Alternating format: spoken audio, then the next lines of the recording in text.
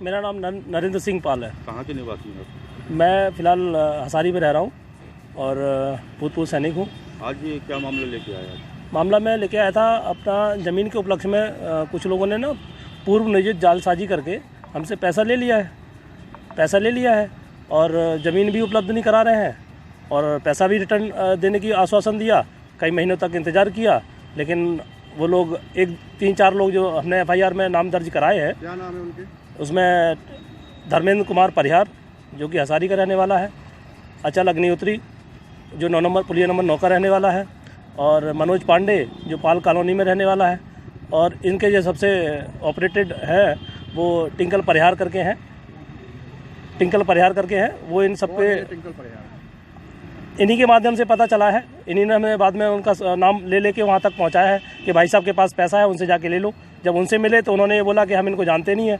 तो हमने कहा आमना सामना करके क्लियर कर दो, नहीं जानते हो तो इनके आमना सामना कराया। तो इस प्रकरण में पूरा इन्वॉल्वमेंट उनका पाया गया, टिंकल परिहार का, कि टिंकल परिहार ने ही मनोज पांडे को जिम्मेदारी दी इस मामले को संभालो।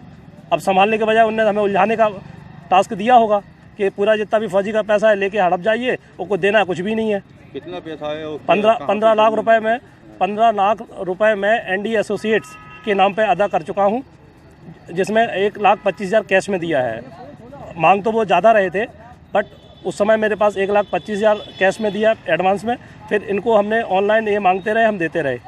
10 लाख लास्ट चेक उन्होंने एक भावनात्मक रूप से ले लिया है। वो उस समय हमारे पैर में ऑपरेशन था तो मैं चलने की हालत में नहीं था। तो उन्होंने ये बोला, सर जैसे आप ठीक हो जाएंगे हम आपको लिखा पढ़ी कर देंगे। आपने जो पैसा दिया है, किसको पैसा दिया है? ND एसोसिएट्स नाम की एक फर्म बनी हुई है, जिसको ये फर्म अभी मेरे संज्ञान में आया है कि जो धर्मेंद्र परिहार इसका प्रोपराइटर है, लेकिन ऑपरेट सारा वही टिंकल परिहार कर रहे हैं इसको, और मनोज पांडे के माध्यम से ऑपरेट गाइडलाइन जाती है। और ये जो मनोज पांडे हैं, इनको ये जिम्मेदारी दी गई थी कि इस मैटर को पूरा आपने हस्तक्षेप करना है। आपको क्या लगता है आपके साथ फ्रॉड किया गया है? पूरी तरह एक्चुअली क्या है कि पहले मनोज पांडे और टिंकल परिहार पहले चेहरे सामने नहीं थे। ये एक्चुअली पूरा सिंडिकेट ऑपरेट हो रहा है, और अगर प्रशासन चाहे तो इस बहुत बड़ा सिंडिकेट इसके माध्यम से पता चल सकता है। इसीलिए तो 8 महीने लग गए FIR होने में। अब ये तो आप टिंकल परिहार किससे जुड़े हैं आप सब जान रहे होंगे। अगर आप मैंने पहले एप्लीकेशन में नाम लिखा हुआ है कि यहाँ पे वर्तमान विधायक जी हैं, उनके खासम खास हैं। ये चीज़ हमने किसी माध्यम से वहाँ तक भी पहुँचाई है कि सर हम फौजियों को तो बख्श दो, आप कुछ गलत काम कर रहे हैं, अच्छे काम कर रहे हैं, करिए, लेकिन हमें तो बख्श दीजिए गलत कामों में। तो जिन्होंने आपके साथ फ्रॉड, तो आपने पुलिस की मदद नहीं ली उसमें? नहीं, पुलिस की मदद ली है, तभी तो पुलिस के पास ही घूम रहे हैं ना हम। परसों DIG महोदय से भी मिले कि 16 नवंबर को FIR दर्ज हो गई, अभी तक उसकी कोई उनके साथ पेश भी नहीं हुए वो लोग।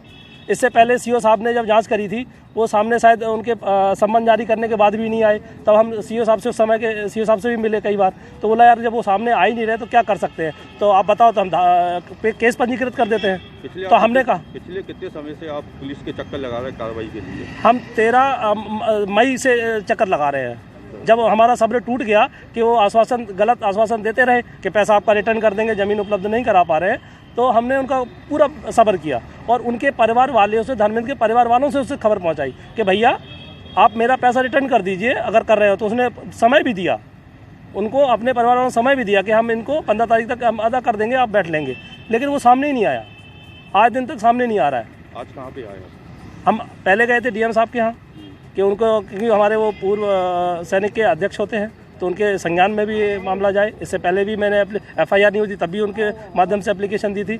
अब वहाँ से फिर हमें CG मजिस्ट्रेट ने गाइड किया कि आप बात करके कि आप जाइए CO सदर से मुलाकात करिए, आपका निस्तारण होगा।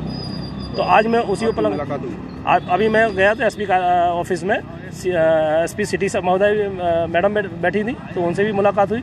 SP सिटी साहब भी बैठे थे, तो वहीं पे उन्होंने बोला ठीक है, हम इसको पूरा गौर करेंगे और सख्त धाराओं में उनमें कार्रवाई होगी। क्या चाहते हैं आप?